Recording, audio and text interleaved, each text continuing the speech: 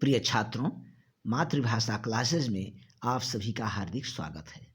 आज हम लोग हिंदी काव्य में राष्ट्र कवि मैथिली शरण गुप्त द्वारा रचित कैकेयी का अनुताप शीर्षक का अध्ययन करेंगे। आइए अध्ययन प्रारंभ करते हैं। तदनंतर बैठी सभा उठज के आगे, नीले बितान के तले दीप बहु जागे। टकटकी लगाए नयन सुरों के थे वे, परिणामोत्सुक उन भयातुरों के थे वे। उत्फुल्ल करौंदी कुंज वायु रह रह कर, करती थी सबको पुलक पूर्ण मह मह कर। वह चंद्रलोक था कहाँ चांदनी वैसी, प्रभु बोले गिरा गंभीर नीर निधि जैसी। आइए पहले शब्दार्थ। तदनंतर, तदनंतर माने उसके बाद। उटज, उटज माने कुटी। वितान चंदोवा। दीप दीपक। टकटकी आपलक। सुरों के देवताओं के। परिणामोत्सुक परिणाम जानने के लिए उत्सुक। भयातुरों भय से व्याकुलों। उत्फुल्ल खिले हुए। करौंदी कुंज करौंदे का बाग। पुलक पूर्ण रोमांचित। गिरा, गिरा माने वाणी। नीर निधि, नीर निधि माने समुद्र। आइए व्याख्या। तदनंतर बैठी सभा उटज के आगे।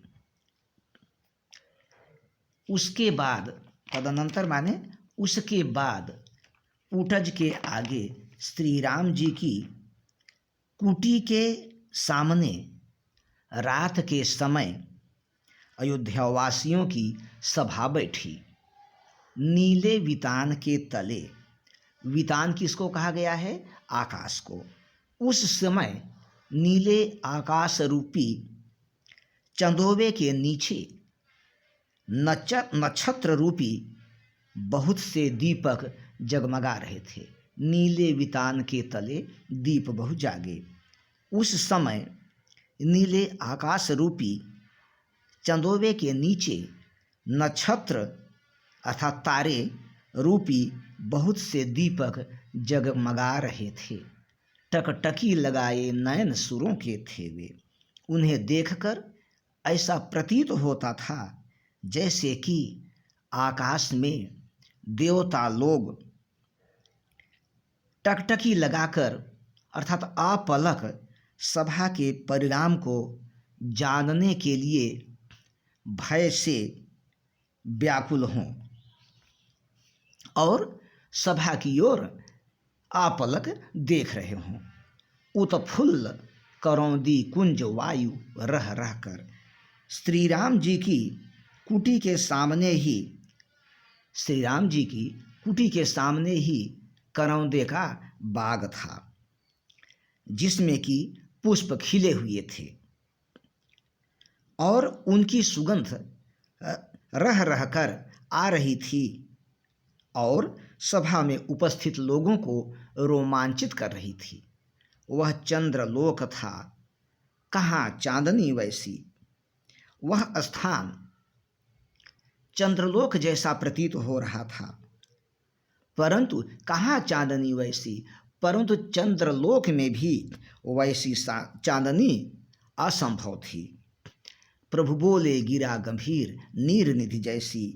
ऐसे सुंदर वातावरण में प्रभु श्री रामचंद्र जी समुद्र के समान गंभीर वाणी में बोले। एक बार व्याख्या पुनः देखिए। गुप्त जी कहते हैं कि उसके बाद चित्रकूट में श्री राम जी की कुटी के सामने रात के समय अयोध्यावासियों की सभा बैठी। उस समय नीले आकाश रूपी चंदोबे के नीचे तारे रूपी बहुत से दीपक जगमगा रहे थे। उन्हें देखकर ऐसा प्रतीत हो रहा था जैसे कि आकाश में देवता लोग टकटकी लगाकर सभा के परिणाम को जानने के लिए भय से व्याकुल होकर सभा की ओर देख रहे हों। अब यहाँ भयातुर क्यों हैं? उन्हें इस बात का भय था कि कहीं श्री राम जी भरत जी के प्रेम के वशीभूत होकर अयोध्या वापस न चले जाएं, और यदि अयोध्या वापस चले गए तो राक्षसों का संहार कैसे होगा, यही देवताओं को भय था।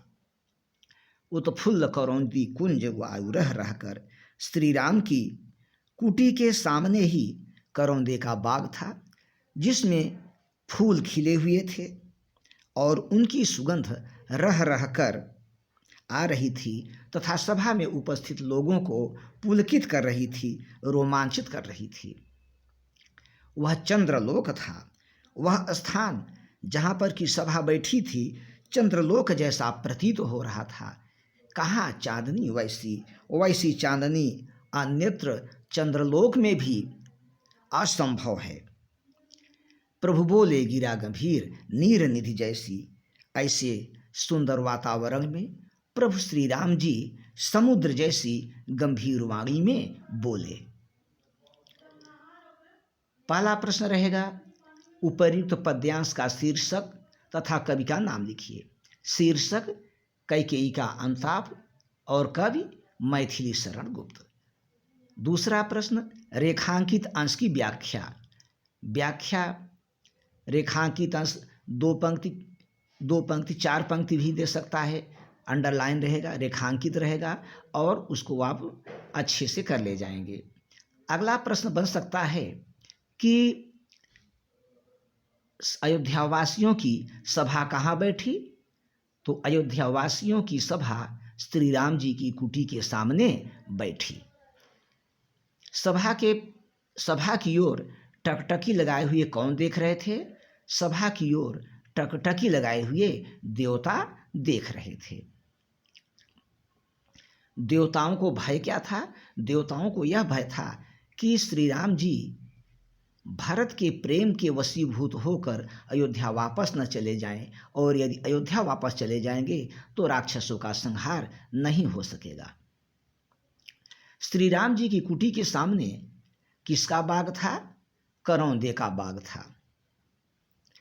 प्रभु बोले गिरा गंभीर नीर निधि जैसी वाक्य में कौन सा अलंकार है? उपमा अलंकार है। भाषा कौन सी है? खड़ी बोली है। रस शांत। प्रिय छात्रों, आप लोग वीडियो को ध्यानपूर्वक देखिएगा और अध्ययन कीजिएगा। हम केवल महत्वपूर्ण पद्यांश को ही लेकर चल रहे हैं, क्योंकि परीक्षा का समय निकट आता जा रहा है और आपके लिए संपूर्ण विषय पढ़ना असंभव है। बहुत बहुत धन्यवाद। यदि आपको वीडियो अच्छा लगता है तो आप सब्सक्राइब, लाइक और अपने दोस्तों को भी शेयर कीजिएगा।